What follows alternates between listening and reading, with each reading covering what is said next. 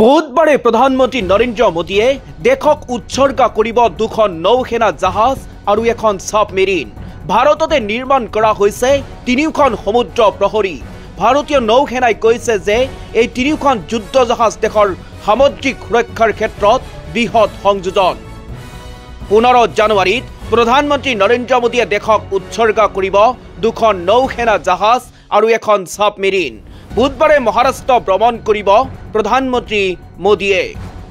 মুম্বাইৰ নৌসেনা ডক ইয়াৰ্ডত সমৰ্পণ কৰিব INS সুৰাট, INS নীলগিৰি আৰু INS বাঘহিৰ।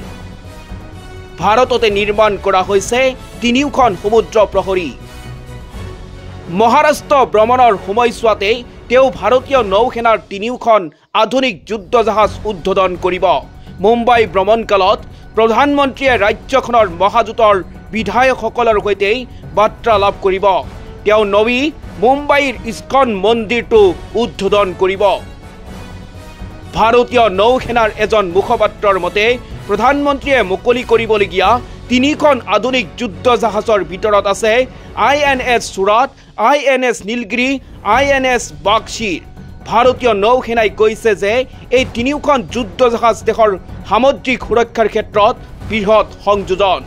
মুখপাত্ৰজনৰ মতে INS নীলগিৰি হৈছে 17A ষ্টিলড ফ্ৰিগেট প্ৰকল্পৰ প্ৰথমখন জাহাজ। ইয়াক ভাৰতীয় নৌসেনাৰ যুদ্ধ জাহাজ ডিজাইন ব্যুৰোৰ দ্বাৰা ডিজাইন কৰা হৈছে। একেদৰে INS সুৰাট হৈছে 15B শ্ৰেণীৰ নিৰ্দেশিত মিছাইল ধ্বংসকাৰী প্ৰকল্প চতুৰ্থ আৰু অন্তিম জাহাজ। ইয়াত 75% থলুৱা সমল আছে। নৌসেনাৰ মুখপাত্ৰৰ মতে জাহাজখন অত্যাধুনিক অস্ত্ৰ, চেলেঞ্জ পেকেজ আৰু উন্নত নেটৱৰ্ক কেন্দ্ৰিক ক্ষমতাৰে সুসজ্জিত। INS বাঘশিৰৰ ক্ষেত্ৰত ই হৈছে P-75 স্কৰ্পিন প্ৰকল্পৰ ষষ্ঠ আৰু অন্তিম সাবমেৰিন। ই সাবমেৰিন নিৰ্মাণত ভাৰতৰ বৰ্ধিত দক্ষতাক প্ৰতিনিধিত্ব কৰে। ইয়াক ফৰাচী নৌগোটৰ সহযোগত নিৰ্মাণ কৰা হৈছে। INS সুৰাট আৰু INS নীলগিৰি হৈছে ভাৰতীয় নৌসেনাৰ আটাইতকৈ আধুনিক যুদ্ধ জাহাজ, যিয়ে দেশক বিমান সুৰক্ষা প্ৰদান কৰিবলৈ সক্ষম।